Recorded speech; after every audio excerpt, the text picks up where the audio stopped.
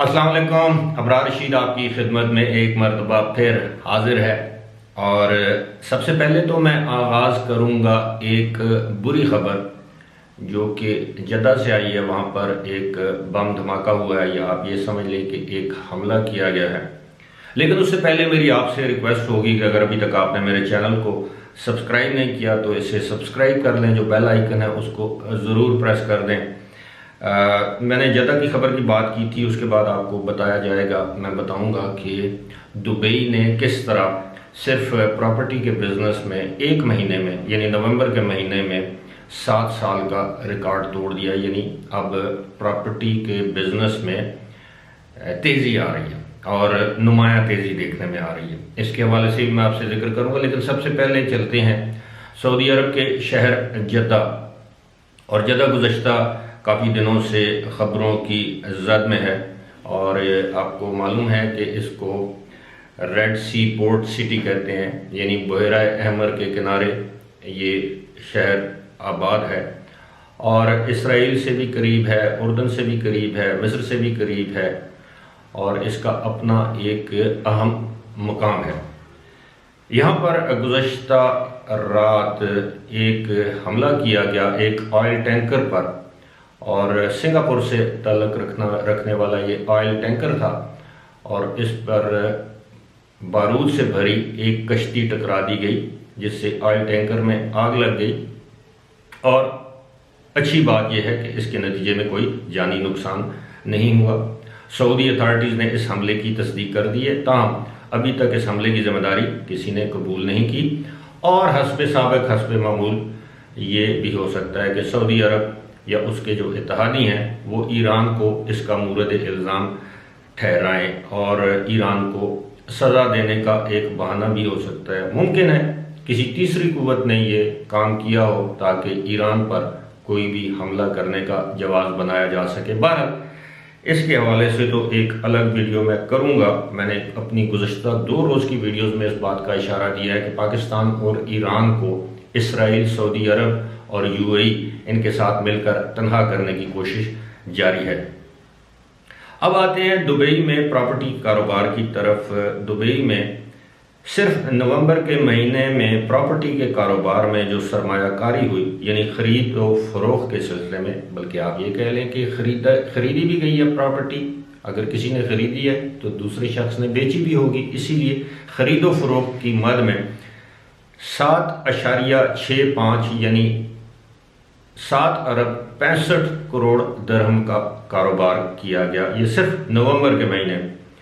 और इस दौरान नवंबर के महीने में 3,928 जायदादें खरीदी या बेची गईं, और इनमें सबसे ज़्यादा जो जायदादें अपार्टमेंट्स की, मैं अगर पहले मैं आपको बताऊं तो अपार्टमेंट्स की जो ख़रीदो फ़रोख्त हुई वो दुबई मरीना के इलाके में हुई, उसके अलावा बिजनेस बे में हुई, बरशा हाइट्स में, और दुबई डाउनटाउन में, और जुमेरा विलेज सर्कल जिसे JVR भी आप कहते हैं। जबकि जो टाउन हाउसेज या विलास की जो खरीदो फरोख्त की गई वो की गई अरेबियन रेंचेज में, ग्रीन कम्युनिटी में, टाउन स्क्वायर में, नदल शिबा में और दुबई हिल्स में। अब ये वो इलाके हैं जहां पर सबसे ज़्यादा प्रॉपर्टी बेची गई या ख़रीदी गई। अब अगर आप इन इलाकों से वाकिफ़ हैं तो ये अच्छे इलाके समझे जाते हैं, ख़ास तौर पर जिस तरह दुबई मरीना वगैरह हैं, बरशा हाइट्स हैं या JVR है। यहाँ पर सस्ते अपार्टमेंट्स भी आपको मिल जाते हैं, महंगे अपार्टमेंट्स भी मिल जाते हैं। लेकिन असल बात ये है कि जब से कोविड-19 की सूरत हाल पैदा हुई उसके बाद प्रॉपर्टी बेचने वाले तो बहुत थे, लेकिन ख़रीदार नहीं थे। ख़रीदार तज़ब्ज़ुब का शिकार थे कि अगर वो अपना जमा किया हुआ पैसा खर्च कर देंगे, किसी जगह पे फंसा देंगे, इन्वेस्टमेंट उनकी रुक जाएगी तो वो आइंदा क्या करेंगे। लेकिन चूंकि अब सूरत हाल आहिस्ता आहिस्ता मामूल की तरफ आ रही है, तो अब लोगों ने अपने यानी सेविंग या अपना बचत का जो पैसा है अब उसको दोबारा इन्वेस्ट करना शुरू कर दिया है। उसकी एक वजह यह भी है आजकल आप समझ सकते हैं कि दुबई में बायर्स मार्केट है, यानी ख़रीदार की मार्केट है। जो बेचने वाला शख्स है उसकी जो इमलाक हैं या प्रॉपर्टी है वो निस्बतन सस्ती बिक रही है, और जो ख़रीदने वाला शख्स है वो इस उम्मीद या आस पर वो प्रॉपर्टी ख़रीद रहा है कि वो सस्ते दामों ये प्रॉपर्टी ख़रीदेगा, शायद 6 महीने साल बाद उसकी प्रॉपर्टी की वैल्यू बढ़ जाए, उस वक्त ये फ़रोख्त कर देगा। ये ज़्यादातर लोग जो हैं ये इन्वेस्टर्स हैं। और मैं आपको ये भी बता दूं कि अगर आप लोग प्रॉपर्टी के बिजनेस से वाकिफ़ हैं तो ये ऑफ प्लान प्रॉपर्टीज़ इसमें नहीं है। इसमें 70% प्रॉपर्टीज़ वो हैं जिनको आप सेकेंडरी प्रॉपर्टी कहते हैं, यानी तैयार घर जो ऑलरेडी किराए पे लगा हुआ है, जो ऑलरेडी तैयार है और फर्निश्ड है या नॉन फर्निश्ड है लेकिन तैयार है। ये ऑफ प्लान नहीं है कि जी आप एडवांस रकम देंगे, वो बिल्डिंग 5 साल के बाद मुकम्मल होगी, तामीर होगी, उसके बाद आपको पोजीशन दिया जाएगा। ये उस तरह की प्रॉपर्टी की मैं बात नहीं कर रहा। ये तैयार किस्म की जिनको सेकेंडरी प्रॉपर्टी कहते हैं, जिसमें आप ready to move in type घर या अपार्टमेंट। और आप अंदाज़ा कर लें कि अगर 7 साल का गुज़श्ता 7 साल का रिकॉर्ड टूटा है नवंबर के महीने में, जिस तरह मैंने आपको बताया है कि 7.65 बिलियन यानी 7 अरब 65 करोड़ दरम का कारोबार हुआ है सिर्फ प्रॉपर्टी के। लेकिन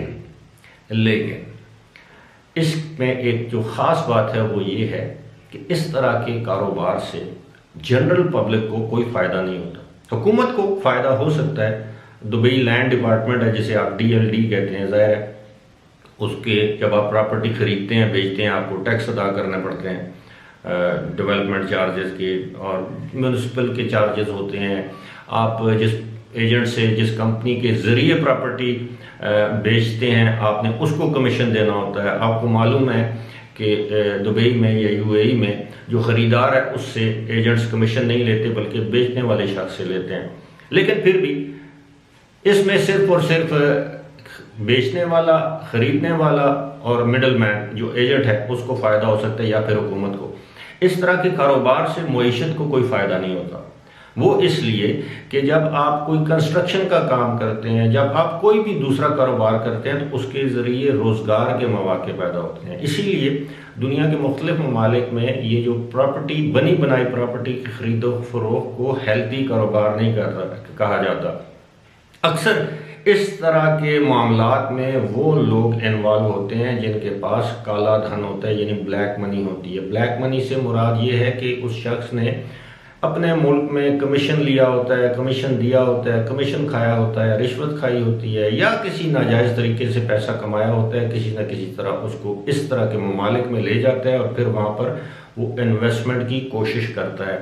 आम तौर पर मैं सबकी बात नहीं कर रहा, दुबई में ये देखा गया है कि जो बहुत बड़ी बड़ी आलीशान इमारतें हैं, ख़ास तौर पर वो इमारतें जिनके मालिकान पाकिस्तानी हैं, वो देखा गया है कि ये वही लोग हैं जिन्होंने इस मुल्क को बड़ी बेदर्दी से लूटा। चाहे उनका ताल्लुक किसी भी सियासी जमात से हो, चाहे वो सियासतदान हो, चाहे वो रिटायर्ड मिलिट्री ऑफिसर्स हों, चाहे वो रिटायर्ड ब्यूरोक्रेट्स हों, चाहे वो कारोबारी शख्सियात हों। ज़्यादातर दुबई में आपको जो बड़ी बिल्डिंग नज़र आएंगी इन्हीं हरामखोरों की होंगी। फ़िलहाल इसी के साथ मुझे दीजिए इजाज़त। खुदा हाफ़िज़।